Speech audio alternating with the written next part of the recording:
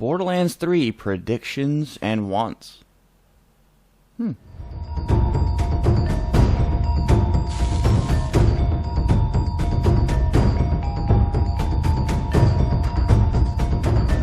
everybody, welcome back to Daily Gamer Opinion. It is Tuesday. I am Joe the Widget Wilson, and today I'm going to be talking about the Borderlands series. Mostly Borderlands 3 and what I would love to see from it. But first, Borderlands 1 was a very creative and unique game. It was the first real first-person shooter slash RPG that included many elements of RPGs such as, well, colored loot drops, rarity loot drops, from white common to green to rare, or uncommon, blue rare, purple epic, and then the orange legendary, which everyone went after. And then later DLCs, they incorporated the pearlescent weapons, which some say are better than the legendaries, others don't. It's a big debate. But the legendaries were always a big thing to get.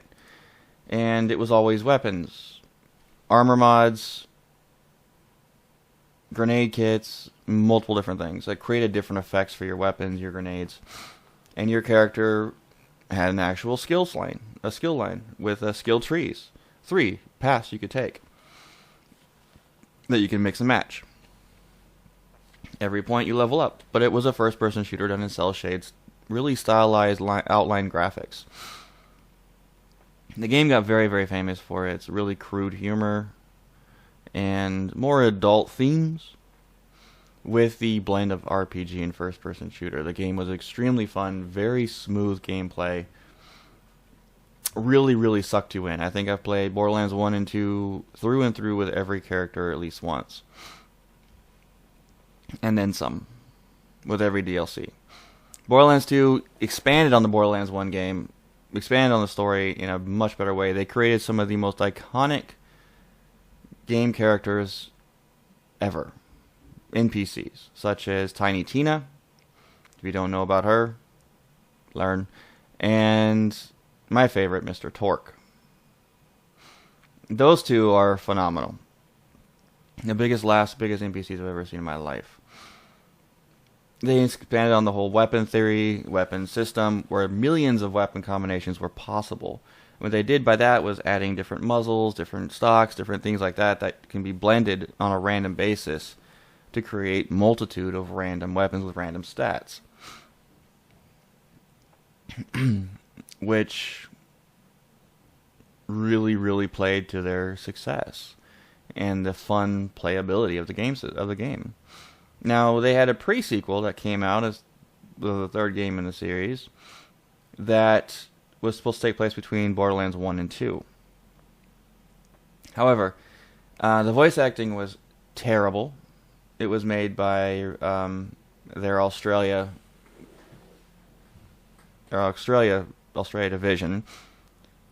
And the Borderlands games originally were all American accent, outlandish, but then they changed it to the Moon, and everyone had an Aussie accent, and it was bad, and the language terminology was not really for the American market. The characters were not near as likable from Borderlands 1 and 2. The story was bland.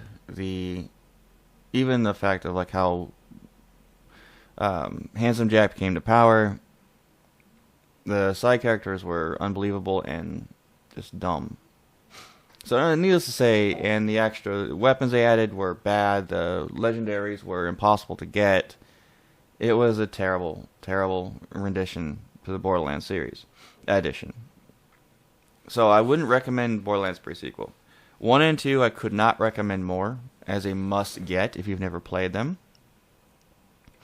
You can get the Handsome Jack collection, which is Borderlands 2 in the pre-sequel, and just focus on Borderlands 2. The best DLC ever created in any game came out for Borderlands 2. That was Tiny Tina's Bunkers and Badasses, which was their play on D&D, Dungeons and Dragons. And her narrative is what made that DLC just unbelievably good. And the different guns and different things you could do. It was amazing. Best DLC ever created, hands down. That's what DLC should be modeled after, what they need to achieve in a DLC content to make it worth your money. As you guys probably figured out, I'm not a big fan of DLC. I'm not a fan of the idea of it. I know it makes more money for the game companies so they can continue making the games that we love, but they need to give us more for the DLC. A lot more, if they want to make it worth our money. It's just, yeah. Anyway, I'm not getting into that. Alright, so to Borderlands 3. There is a lot of rumors, speculation out there. They haven't really released anything about it yet. They did have a little telltale thing going on with DLC for Battleborn. But that's mostly a lot of speculation behind it. Now, we do know that Mikey Newman, who wrote the original Borderlands and games for the Borderlands, games for the Brothers in Arms franchise, is writing this game. So, good. That's a solid thing.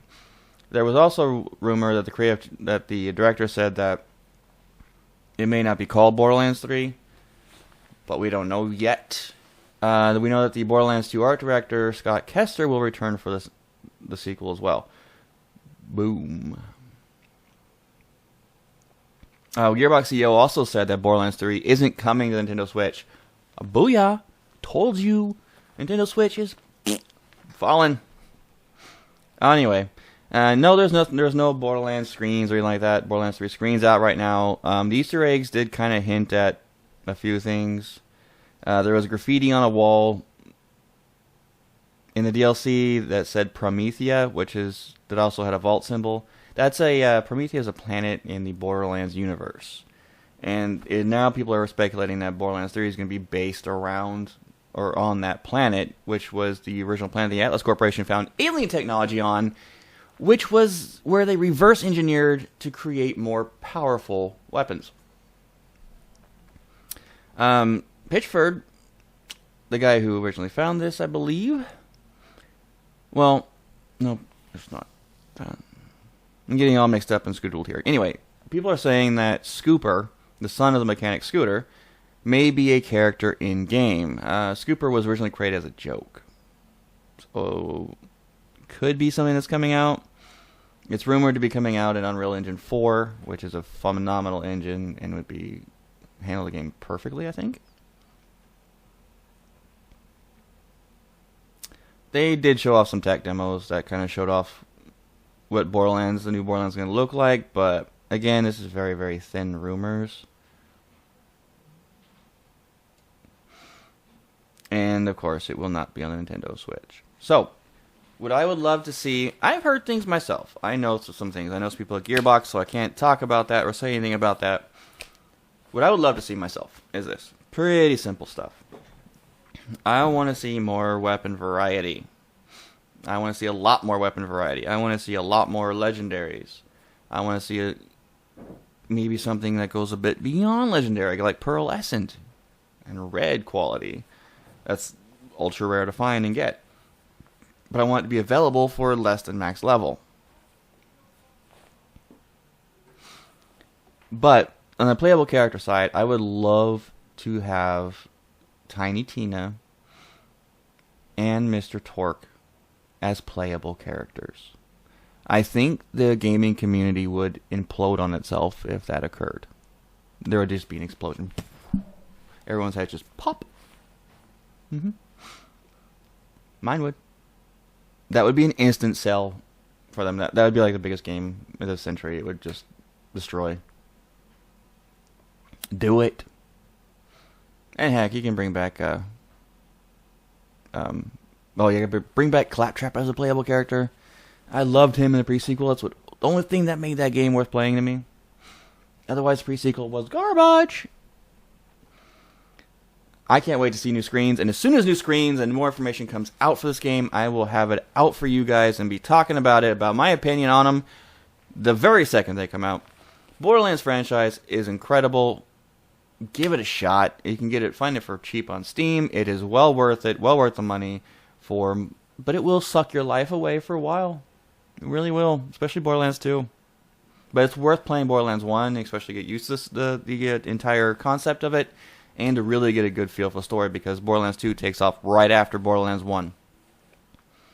So you would be missing out on some good story content And the story of this game is very worth following, and is one of the closest stories I've ever followed in a game. Ever. And I played World of Warcraft for 7 years, and I still do not know the plot line. Anyway. Borderlands 3 is going to be the game of the year when it releases. I am hoping and crossing my fingers that it comes out in 2018. Early. And I am really, really expecting to hear a lot of information coming out about it at E3 this year. E3 2017, I'm looking at right now, is going to be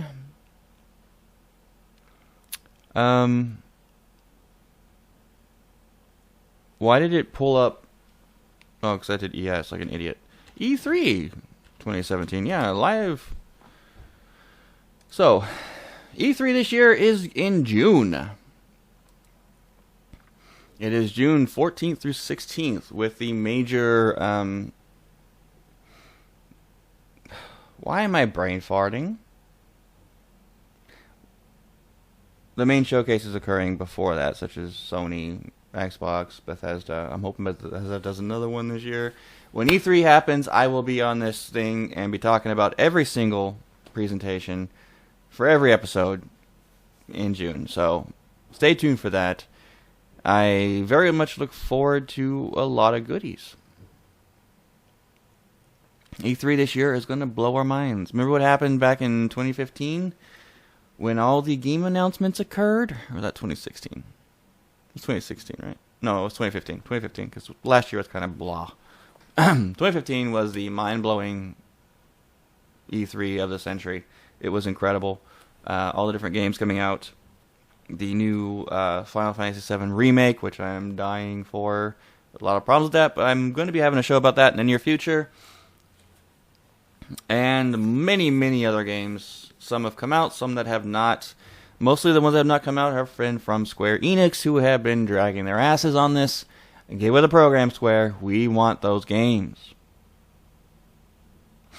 Now, have a great day. Enjoy your day in gaming. I'll talk to you tomorrow. And that was my opinion.